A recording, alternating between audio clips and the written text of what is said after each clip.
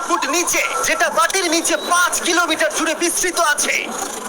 আর আমরা এটা পছন্দ করি বা না করি, যখনই আমি আর আমার বন্ধুরা মাটি টাচ করলাম, আমরা অফিসিয়ালি এখানে আগামী 7টা দিন আমাদের এখন এখান থেকে অনেকটা দূরে যেতে হবে। কেন? যদি ঝড় বৃষ্টি হয় তাহলে এই পুরো জায়গাটা জলে ভরে যেতে পারে আর সমুদ্রের মতো ঢেউ এসে সবাইকে ভাসিয়ে নিয়ে যেতে পারে। সেই জন্য আপনার জন্য ভাই এটা পুরো পাগলাম। এটা একটা অন্য জগৎ মনে হচ্ছে। এই কেভ এন্ট্রান্সটা হয়তো দেখতে সুন্দর, কিন্তু দেখে যা মনে হচ্ছে আসলে তা নয়। আর আমরা হয়তো জানি না যে আগামী সব থেকে বাজে ডিসিশন। ঠিক আছে, আর কিছুক্ষণের মধ্যে অন্ধকার হতে চলেছে। ক্যাম্প না করলে আমরা বিপদে পড়বো। আমরা কোথায় যাচ্ছি সেটা কি বলবে? আমাদের ক্যাম্প সেটআপের জন্য একটা ফ্ল্যাট গ্রাউন্ড খুঁজতেই হবে। কেভের ভিতরে ঢোকার পরে আমরা এমন একটা জায়গা খুঁজে পেলাম যেটা অনেকটা উঁচুতে থাকায় আমরা জল থেকে সুরক্ষিত থাকতে পারবো। তার মানে এটা ক্যাম্পের জন্য পারফেক্ট। পারফেক্টটা একটু বেশি হয়ে গেল। মোটামুটি প্রত্যেকটা ব্যাগের ওজন প্রায় 80 পাউন্ডস। আর যেমনটা তোমরা ফুটেজে দেখছো, আমরা এটা করতে 4 ঘন্টা লাগিয়ে দিলাম। এখান থেকে যাওয়া খুব কঠিন। তারপরে আমরা সবাই বেস ক্যাম্পে ফিরে গেলাম। ঠিক আছে, পত্র হোম বেসে চলে এসেছে। একটু ক্যামেরাটা ওদিকে দেখাবে। ওদিকটা কিন্তু ভয়ানক অন্ধকার আর সবসময় এরকমই থাকবে। তাই আমরা ক্যাম্পিং গ্রাউন্ডের জন্য খুব বেশি কিছু করতে, আমাদের হ্যামক গুলো ভালোই সাপোর্ট পাবে। আর তারপরে আমাদের সার্ভাইভাল গাইড জোয়ের সাহায্যে আমরা হ্যামক টানালাম। এই সরু দড়িটা আমার হ্যামকটাকে ধরে রাখবে। হ্যাঁ, ডিনার খেয়ে আমরা প্রথম রাত্রি ঠান্ডার জন্য তৈরি হলাম। আমি যতটা ভেবেছিলাম তার থেকে এই হ্যামকটা অনেক বেশি কমফোর্টেবল। এই আমি তো আমার চমকেই হাতটা তো গেছিলাম। বড় কেন ভাই? এই কেভটা 2.5 কিলোমিটার ডিপ আর আমরা যাচ্ছি। কাল আমরা অনেক কিছু এক্সপ্লোর করব। তোমরা কেমন ঘুমালে? ভয়ঙ্কর। কেভের উপর থেকে অনবরত আমাদের উপরে জল পড়েই যাচ্ছিল, তাই উপরে একটা প্লাস্টিক চাপালাম, কিন্তু তাও আমাদের হ্যামকের উপরে জল পড়েই যাচ্ছিল। একটা আইডিয়া আছে, চলো শেল্টারগুলোকে ভালোভাবে তৈরি করি। আমার মনে হয় এই প্লাস্টিকগুলো জিনিয়াস। আমি শুধু একজন ইউটিউবারই নয়, ঠিক আছে? আমার হ্যামকটা এটার উপরে ঝুলছিল। মানে দেখো, আমি আরেকটু হলে হ্যামক থেকে নেমে পড়ে যেতাম। আর আমরা সেই সময় এটা বুঝতেই পারিনি যে এই গর্তটা প্রায় যখন আমি আর শন প্লাস্টিকগুলোকে জুড়ছিলাম, তখন ম্যাক আর কার্ল এই গর্তটা কতটা ভয়ঙ্কর সেটা দেখতে গেল। আমার হ্যামকটা দেখতে পাচ্ছো? ওখানে আমি ঘুমোচ্ছিলাম। এদিকটা দেখো। আর যেহেতু এই কেভে সব একই রকম দেখতে, বেশ দেখতে পারবে আর দেখতে পারবে ওরা ওখান থেকে কত দূর যাচ্ছে। হ্যাঁ, এটা তো খুবই ভয়ঙ্কর। ভাই এটা পাগলাম। আর যখন ছেলেরা র্যান্ডমলি এক্সপ্লোর করছিল, তখন আমি আর শন ক্যাম্পে কাজ করছিলাম। ওরে কারণ এটার থেকে পিয়ের গন্ধ বেরোচ্ছে। ইয়া, এটার থেকে শেখা উচিত স্লিপিং ব্যাগ ভাড়া নিতে নেই। আমরা স্লিপিং ব্যাগ কেন ভাড়া আমি- নিয়েছি? কেন আমি আমরা জানি। স্লিপিং ব্যাগগুলো কিনে আনতে পারলাম না? আর তাই দিয়ে জুড়ে দিলাম। কিছু মনে করো না, এই দড়িটার উপরে আমার জীবন বাঁচি আছে। আর তখন ওইদিকে ম্যাকার গার্ল তখন ওই গর্তের মধ্যে। ও মাই গড। আর শেষ পর্যন্ত ওরা একদম নিচে পৌঁছে গেল। আমি তো ভাবলাম সবাই ক্যাম্প নিয়ে কাজ করবে। আমরা শুধু দেখাচ্ছিলাম জায়গাটা কতটা ভয়ঙ্কর। না বললেই হবে, ওদের এবার ফিরে আসা উচিত ছিল, কিন্তু কাল আর ম্যাক এটা কতটা গভীর সেটা দেখানোর চেষ্টা করল। ভাই এটা দেখতে দারুণ লাগছে। তুমি কি নদীটাকে পার করতে পারবে? এই কেভের গোটাটাই জুড়ে আছে, তার মানে এর মধ্যেও আমাদের কিছুটা সময় কাটাতে হতেই পারে। ওই তো ওরা এসে গেছে। এসো। তোমরা রান্না করে রেখেছো তো? হ্যাঁ, রান্না করেছি। ঠিক বলেছে। একটা নতুন বাড়ি, এখন আমাদের একটা ছাদ আছে। আর এটা তো দারুণ। জিমি রান্না বেশ ভালোই আর করেছে। আমরা আমাদের ফায়ার পিটটাকে এই সুন্দর জায়গাটাতে নিয়ে এসেছি। জায়গাটা কেমন? বেশ গরম। আরামদায়ক। এই পাথরগুলো গরমটাকে ধরে যে পি পড়ছে সেগুলোকে আটকে দেবে। ওটা পি নয়। তাহলে ওটাকে কি বলবো? যদি জানি না, হয়তো বৃষ্টির জল হবে বা না, এটা বৃষ্টি নয়, না, পাথর মানে ইয়ে তুমি- করছে। এই একটু উপরে দেখাও। তুমি মেঘ দেখতে পাচ্ছো? Rock P. Rock P.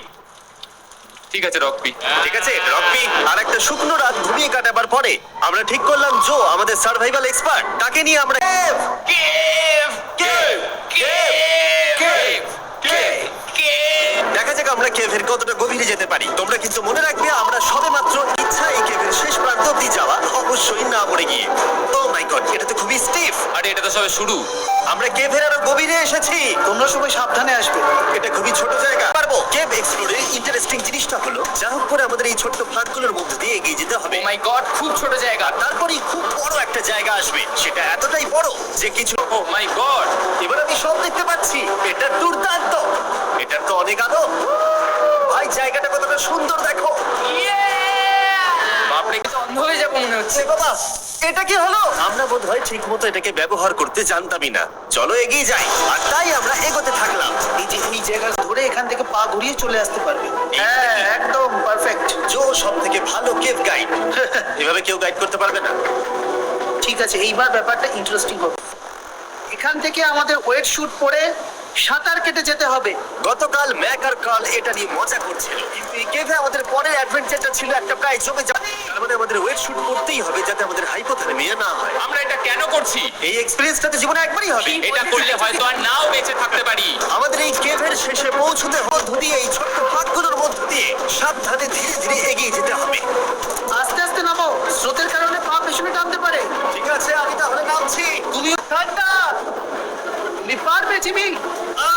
জানি না এখানে ঢুকতে পারবো কিনা। জিমি, এবার তুমি জল থেকে উঠে দাঁড়িয়ে পড়ো।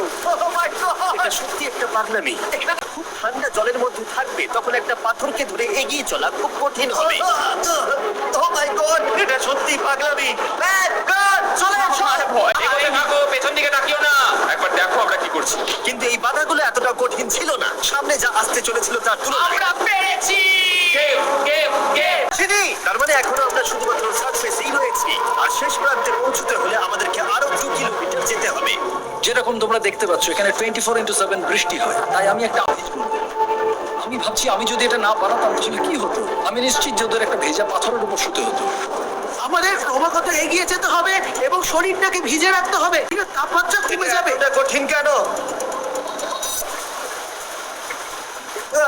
সব থেকে বাজে ব্যাপার হলো আমরা যতটাই দিকে এগোবো ততটাই আমাদের পিছাবে। আমাদের পরের বাধাটা হয়তো জলের মধ্যে নয়, কিন্তু তার মানে এটা নয় যে সেটা সহজ হবে। আরে এটা কি মাকড়সার জাল? কিন্তু আমি মাকড়সা দেখতে পাচ্ছি না। তার মানে ওটা আমাদের উপরে আছে। আরে তোমার গায়ে একটা মিস্টার বিস ভিডিওর মতো, যত এগোবে ততই কঠিন হবে। সত্যি কথা বলতে যদি আমাদের সাথে জো না থাকতো আমরা মরেই যেতাম। আর 3 ঘন্টা পরে জো আমাদের জন্য একটা বাজে খবর। আমরা একটু সময় লাগিয়ে ফেলেছি, তাই আজকে আমাদের আবার ক্যাম্পে ফিরে যেতে হবে।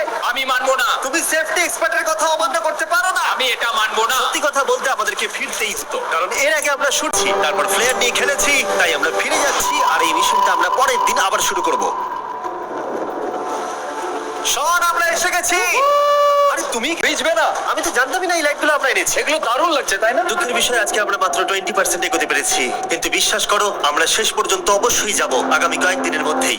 আমরা ডে 4টা রেস্ট নেব, আর ডে 5 এ চেষ্টা করব এই কেভের শেষ অবধি যাবার। দেখা যাক কি হয়। ডে 3 তে মজা হলো, কালকে আবার দেখা হচ্ছে। 3টে খুব বাজে রাত কাটাবার পরে পরের দিন সকালে আমাদের মাথায় শুধু একটাই কথা আসছিল। আমার একটা হট শাওয়ার চাই, তবে আমি এখন একটু শান্তি পাবো। ও, এখন শাওয়ার পেলে কিন্তু দারুণ হয়। কি হয়ে গেল? তোমরা নিশ্চয়ই জানো কেভের মধ্যে শাওয়ার করা সম্ভব নয়। আমাদের অনেকটা পথ হেঁটে সাবধানে আগের রিভার বেডের কাছে পৌঁছতে হলো। Oh my God! আমি আমার ব্রেনকে ফিল করতে জমে গেল পুরো। চলো ড্রোন দিয়ে মাথার চুলগুলো শুকিয়ে নি। এদিকে এসো ড্রোন। ও, দাঁড়াও দাঁড়াও দাঁড়াও, এটা কিন্তু কাজ করছে। হ্যাঁ, দারুণ কাজ করছে। ড্রোন থাকতে হেয়ার ড্রায়ারের কি দরকার? আর চুল শুকানোর পর আমরা জয়ের সাথে জার্নির প্ল্যান করতে বসলাম। এটা কি জো? এটাই কেভের ম্যাপ। আগের বার আমাদের থামতে হয়েছিল কারণ জল খুব জোরে বইছিল। এখন বৃষ্টি কম হচ্ছে, তাই কালকে আমরা নিশ্চয়ই এই কেভের শেষে পৌঁছাবো। ভয়ঙ্কর হতে চলেছে। প্রথমে আমাদের কালকে যেখান দিয়ে গেলাম সেখান দিয়ে আগে যেতে হবে। জলের মধ্যে ঝাঁপ দিতে হবে এবং পাথর দেখে হাঁটতে হবে। এগুলো সবকটা আমরা যদি পার করতে পারি পৌঁছে যাবো। কেমন দেখতে তুমি সেটা বলো না, আমি তোমাদেরকে সারপ্রাইজ দিতে চাই। আমার মনে হয় আমরা পারবো। ওইসব বাদ দাও, আমরা ঠিক কালকে পৌঁছে যাবো। কালকের ফেস্টিভ্যাল স্মোর্টস খাচ্ছি আমাদের এনার্জি রিগেন করতে। সবাইকে চিয়ার্স। জো এই প্রথমবার ফেস্টিভ্যাল স্মোর্টস খাচ্ছে। জো সত্যি কথা বলবে। আরে এটা দারুণ, তাহলে ভালো লাগলো? এটা দারুণ লেগেছে। আমরা এই চকলেট প্লেটের থেকে 10 গুণ ভালো খেতে। সত্যি কথা বলতে তোমরা যদি ফেস্টিভ্যালের সাথে স্পোর্টস ট্রাই না করে থাকো তাহলে তোমরা মিস করছো। কালকে আমরা পুরো কেভটা এক্সপ্লোর করব, দেখা হচ্ছে। তাই আমরা ভালো করে ঘুমানোর চেষ্টা করলাম কেভের শেষে যাওয়ার জন্য। আমরা আমাদের জীবনের সবথেকে ডেঞ্জারাস জার্নি করতে চলেছি। ডে 3 এর অভিজ্ঞতা মাথায় রেখে আমরা কম শুট করেছি যাতে আমরা সামনের দিকে তাড়াতাড়ি এগোতে পারি। হ্যাঁ, আগের দিনের মতোই খুব ভালো। এই তো আর যাতে আমরা সবাই বেঁচে ফিরতে পারি তাই জো ছাড়াও আরেকজন সার্ভাইভাল এক্সপার্টকে আমরা নিয়ে এসেছিলাম। এখানে আমরা কি করব? এবারে আমরা অনেক তাড়াতাড়ি এসেছি। আমাদের পিছনে ঘন অন্ধকার, কোথায় যাব? এই রাস্তাটা অনেক সরু এবং হ্যাঁ। স্রোত প্রচুর বেশি, তাই আমরা দেয়ালগুলো ধরে ধরে আস্তে আস্তে এগোবো। হ্যাঁ, এই রকটায় জাম্প করো। কয়েকটা ভালো পাথর আছে যেগুলোকে তুমি ধরে এগোতে পারবে। আরে এখানটা তো অনেক অন্ধকার, আমি আর পা পাচ্ছি না। আমি এখন মাটিতে আর আমি পা পাচ্ছিলাম না। তার মানে যদি আমরা পাথর ছেড়ে দিই তাহলে এই জলের স্রোত আমাদেরকে ভাসিয়ে নিয়ে যেতে পারে। জো, আমরা কি করব? আমি এটা ধরে এসেছি, তুমি এটা ঠিক ধরো। আছে, আমি তো দেখতেও পাচ্ছি না। চলে যাচ্ছে। আমি তুমি করবো কি করে? পারবে পারবে। শুধু মুখটা এখান থেকে ঢুকিয়ে দাও, আমি হেল্প করছি। এখানে আমি ঢুকবো? হ্যাঁ, এই গর্তের মধ্যে। এই তো, খুব ভালো। যাক, আমরা এখন কেভের অনেক গভীরে চলে এসেছি আর এবার আমাদের সামনে প্রথম বড় বাধা। এখানে জলের একটা ঘূর্ণাবর্ত আছে, যদি তুমি এর মধ্যে পড়ে যাও তাহলে তোমাকে পড়ে গেলে মরে যেতে পারি। হ্যাঁ, মানে আমরা মৃত্যুর সাথে খেলা করছি। এটা এতটা বিপজ্জনক হতে পারে আমি সত্যিই ভাবিনি। খুব ভালো, এই তো। তাহলে কি আমার ঠিক আছে? এই তো আমি পেরেছি।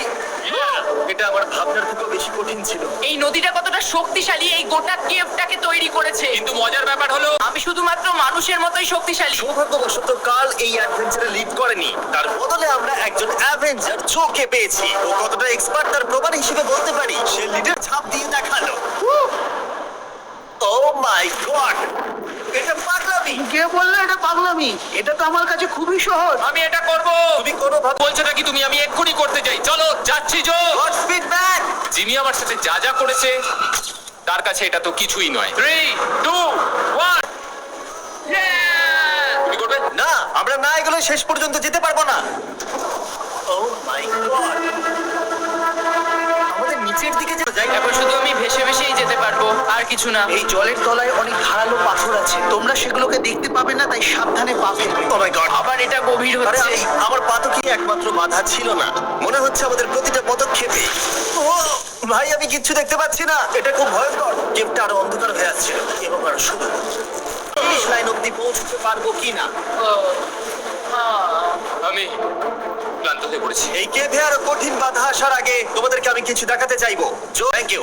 তুমি জানো এর মধ্যে কি আছে? না, জানি না কি আছে। Brand new mister beast lab swamp. সত্যি কথা বলছি, গত 5 ঘন্টা ধরে যেহেতু আমি অনেক পরিশ্রম করেছি, তাই কোনো মতথাই নেই। তাই এটা শুট করার 1 মাস পরে আমি পুরো কেপ সেটটা তৈরি করলাম ফিউচার জিমি নেম ট্যাগ দিয়ে। তারপরে বললাম, হেই, আমি ফিউচার জিমি, আর আমি এখন তোমাদেরকে বলবো brand new toy line of mister, একটা কালেক্টেবল টয় লাইন। আর এখানে 119টা ইউনিক ডিজাইন ক্যারেক্টারও আছে যা তোমরা কালেক্ট করতে পারো। আর সবথেকে দারুণ ব্যাপারটা হলো, কোন ক্যারেক্টারটা তুমি পেয়েছো সেটা জানতে হলে এই টিউবে ওয়াটার দিয়ে নাড়াতে হবে, সামনে চলে আসবে। আর আমি এটা ডেমনস্ট্রেট করতে এই বিশাল বড় টিউবটাকে বানিয়েছি। এই টিউবটাকে জল দিয়ে ভরে দাও। তোমাদের এত লাগছে, ঠিক আছে? এটা এখন জলে ভর্তি হয়ে গেছে, এবার এটাকে একটু নাড়াতে হবে। এটা কি আর নাড়াতে হ্যাঁ হবে? হ্যাঁ, অনেক নাড়ানো হয়ে গেছে এবার।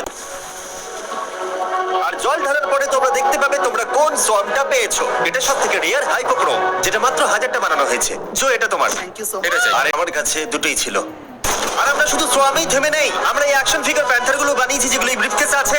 আর এই সোয়ামের মতো এই মিউটেটর, যখন তোমরা কিনবে দেখতে পাবে এর ভেতরে কি আছে। কোথায় কিনবো? স্ল্যাব টয়েস এখন তোমরা পৃথিবীর সব জায়গায় পেয়ে যাবে। এগুলো সব বেরিয়ে গেছে, তোমরা গিয়ে কিনে নাও। আর কেবের মধ্যে অনেক সমস্যা পেরোনোর পরে আমরা ফাইনালি পৌঁছে গেলাম গ্লো ওয়ার্ম চেম্বারে। খুব ভালো লাগছে। ঠিক আছে টিম, তোমাদের গ্লো ওয়ার্ম চেম্বারে স্বাগত।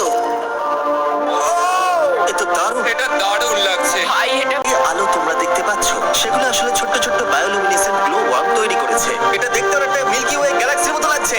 ওয়াও! আর এই মুহূর্তটা, এই ভিউ সত্যি বলতে করে দিল। এখানে অব্দি পৌঁছানো যেন সত্যি একটা অ্যাচিভমেন্ট ছিল। কিন্তু এখন আমাদের যাত্রা শেষ হয়নি, কারণ আমাদের এখান থেকে এখন বেস ক্যাম্পে ফিরতে হবে।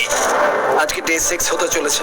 আমার মনে হয় না আমি ভালো করে ঘুমোতে পারবো। ওদের জন্য খুব চিন্তা। এই ট্রিপটা অনেকটাই সহজ ছিল, কারণ আমরা স্রোতের সাথে ভেসে ভেসে যাচ্ছিলাম। আর যেহেতু তোমরা এই ট্রিপটা দেখেছো, তাই আমরা এটাকে স্কিপ করলাম। কিন্তু সত্যি পাই নিল, কারণ আমরা ক্যাম্পে পৌঁছানোর আগেই 6 নম্বর দিন চলে এলো।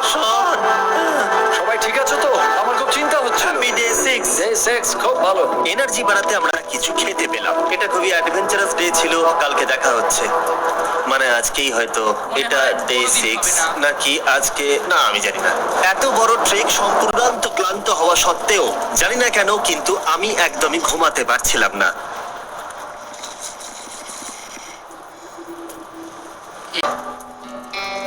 আমি 7 দিন সলিটারি কনফাইনমেন্টে কাটিয়েছি, কবরে কাটিয়েছি, 7 দিন রাফটে থেকেছি। কিন্তু সত্যি কথা বলতে এটা সবার থেকে বেশি কঠিন ছিল, কারণ প্রত্যেক মুহূর্তে এই পাথরগুলো শরীরে ব্যথা দিচ্ছে। বেশিরভাগ সময়টাই এই কেপটা দুঃস্বপ্নের মতো ছিল। কিন্তু তোমার আর আমার মধ্যে জিমি! ইয়ো! God! এটা পৃথিবীর সবথেকে উজ্জ্বল টর্চ। মজার মুহূর্ত অনেক ছিল। মাটির নিচে 300 ফুট গভীরে অভিযান চালানো থেকে আমাদের সবাই মিলে হ্যামক নিয়ে এর অংশ ছিল।